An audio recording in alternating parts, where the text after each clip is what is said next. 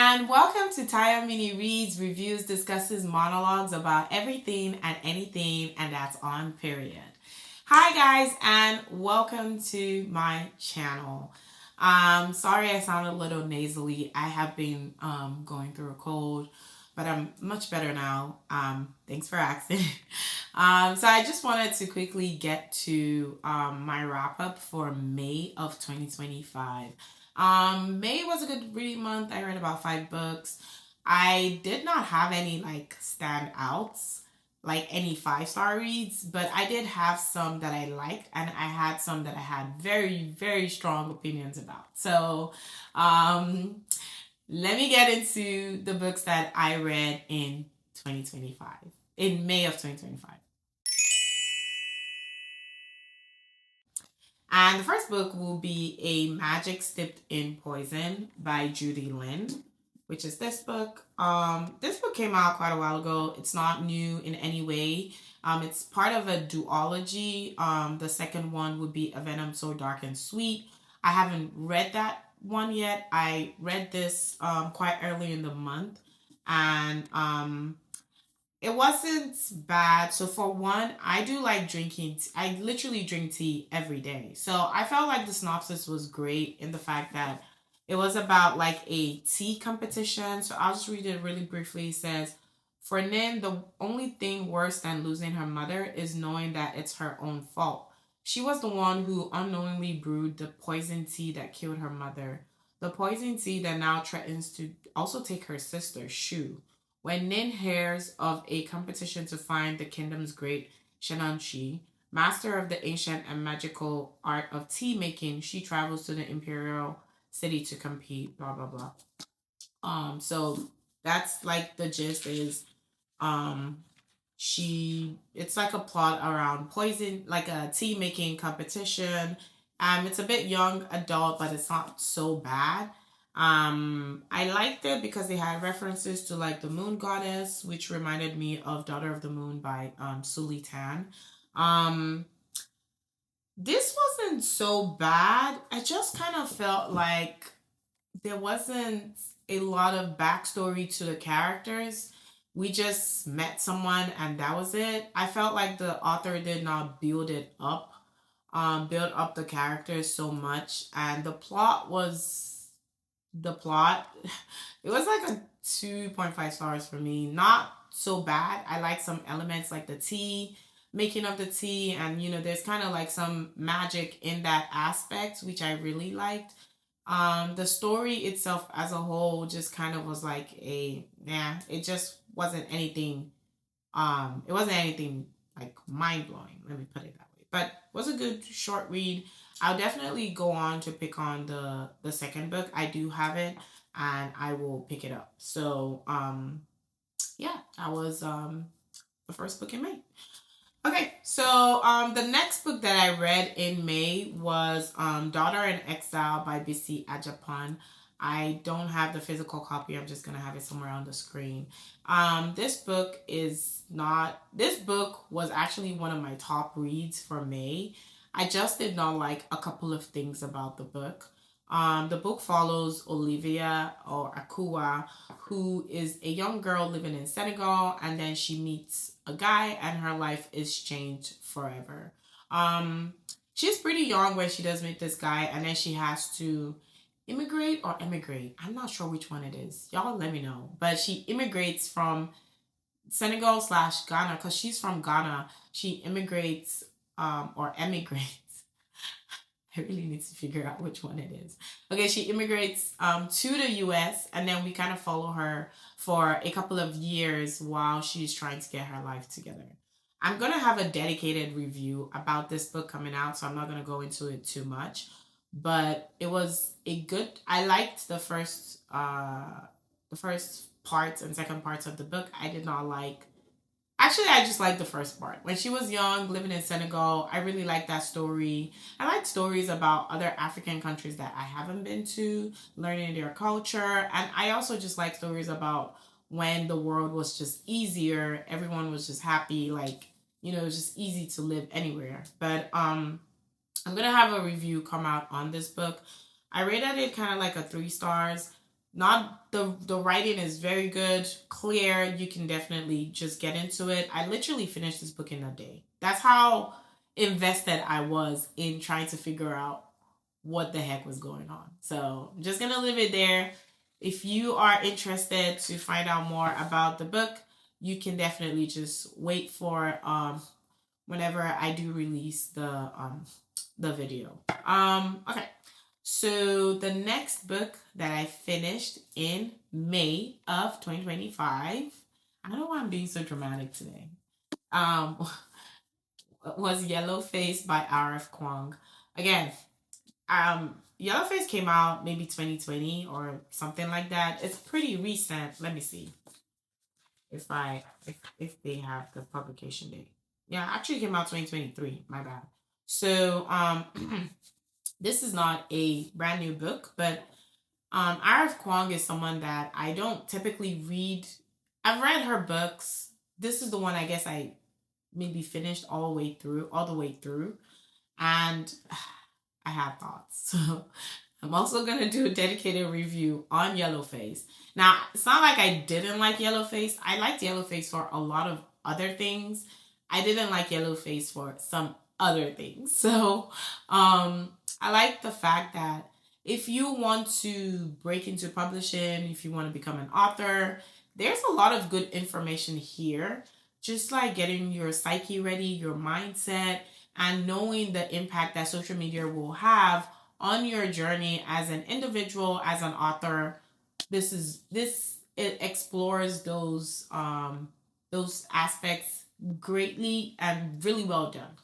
Other parts of the book I did not like. Basically, what we have, I'm just gonna say it in like a short blurb, is we have a white girl called June that stole a Chinese American girl's unpublished manuscript, and the Chinese girl actually she died. So June is her quote unquote friend, and so she's there. She steals the manuscript, she rewrites it or edits it, and then passes it off as her own. The worst part about it is she actually got away with it. So I don't know what to tell you. There's still a lot to unpack in this little book, but like I said, I'm gonna have a detailed review for this one and Daughter in Exile, because those two books infuriated me so much. They were so good. I guess I don't know. I don't know how to explain it, but they were good and they were not my favorite. So Yellowface was pretty interesting. This book has a lot of discourse, and a lot of people are kind of like half and half. A lot of people like it and a lot of people actually don't like it. So if you've read it, let me know. Like, did you like the book or did you not like the book? For me, I did not like. Okay, so like I always say this, I'm a character-driven reader. I did not like June, and then we get to know about Athena, who's the Chinese girl that they stole her manuscript. We get to know her from the lenses of other people, and we find out that she's also not someone that's a good person. So we're basically following two morally gray characters that are very unlikable. I mean, I'm not happy. I'm just gonna say it. But I read the book, I finished, and again, there's stuff to take away from the book that is good. Just maybe, other stuff was I just did not like it. So that was book number 3, I think. Okay.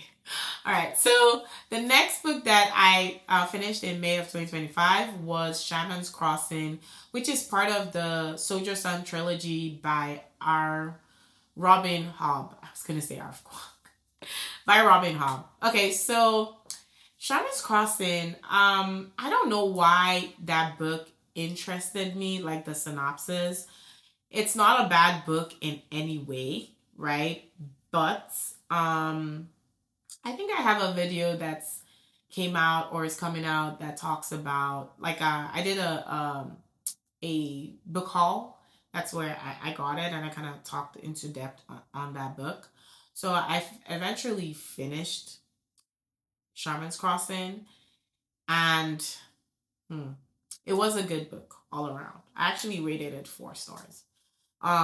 What we do is, it's like we follow this guy called Nevere Burville. This is kind of set in like a pre-colonial times. It's like really old school fantasy world. The magic has to do with like forest and trees. So very weird. It's very awkward, let me put it that way. And then we follow a society that has segregation based on birth order. So the first son becomes the heir of the household. The second son will be a soldier. The third will be a priest. The fourth will be an artist, and it kind of goes on and on, like depending on how many children you do have. So in this story, we are following a second son who is going to be a soldier son, and that's Navarre Burville. And Navarre, from when he was young, his dad has brought him up in the ways of a soldier, making sure he's training, making sure he's reading, military books and all of that kind of stuff. So I especially enjoyed that part. I enjoyed that, societal pressure or societal, manipulation.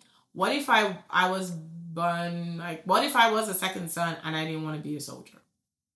But literally you had no choice. So it's a very fascinating premise, which I felt was refreshing from just regular other books that I read. And another thing is Robin Hobb, the way she writes, it's not like a straight up, oh, this is like super magic or whatever. It's a story, but then there's pockets of it that's built with the magic in it. So overall, like, it's like literally telling a story of like right now, and then something like supernatural is happening. So it's like, what's going on? So the magic is not really explained explicitly, but you do know that there is something that's out otherworldly going on. And so we kind of follow Nevere. I really liked the book. I think I like Nevere in this book because I am now on book 2, which is Renegade's Magic. I'm hoping to complete the trilogy pretty soon. I like Nevere in the first book. Not sure I can say the same for the second book, but in the first book we do follow him from childhood, and he he's growing. He does go on to the academy. He meets friends, so we kind of go with him through his life as he is growing up and entering into these big shoes of being a soldier son. A lot of things happen in the book. I don't know if you've read it. This is not a new book at all, but it's weird. I'm just gonna say it as that. It's a weird book. I mean, I think the Shaman's Crossing as a standalone, just by itself, was a great book. I enjoyed it. I finished it really quickly, and I was, interested enough or piqued enough to go to book 2. Now that I'm in book 2, I'm like, I have thoughts. So I don't know. Like, maybe that's why I'm just like kind of like off and on. But yeah, let me know if you've read if you've read this book. I feel like it's a really good book. Robin Hobb is a phenomenal writer. So, it's not even, she's really good.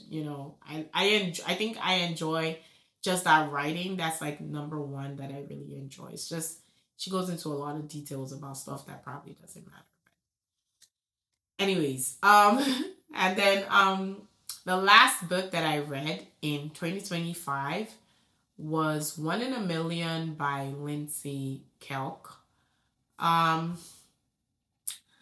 This is just like a little romance book, which I don't know. I did not like this book at all.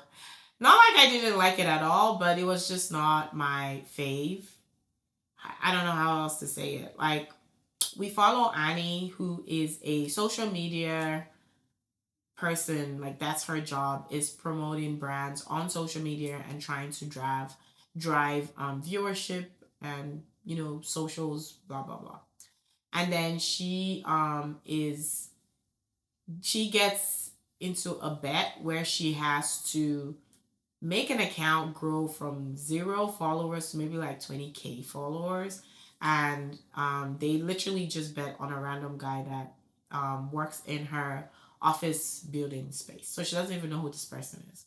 But it's literally like, take someone and make them into something.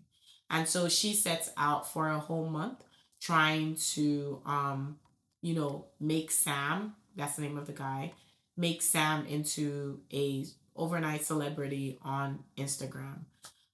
She does eventually do that, but at a cost. I mean, it wasn't a bad book. It just, I don't know. I've read a lot of Lindsay Coates' books. This one was just missing something for me. I can't explain what it was, but there's just something that I just did not like about the book. I don't know what it is. I thought about it so much. I was like, what was it? I couldn't figure it out. Like, it was a romance story, but I think maybe it focused too much on other things.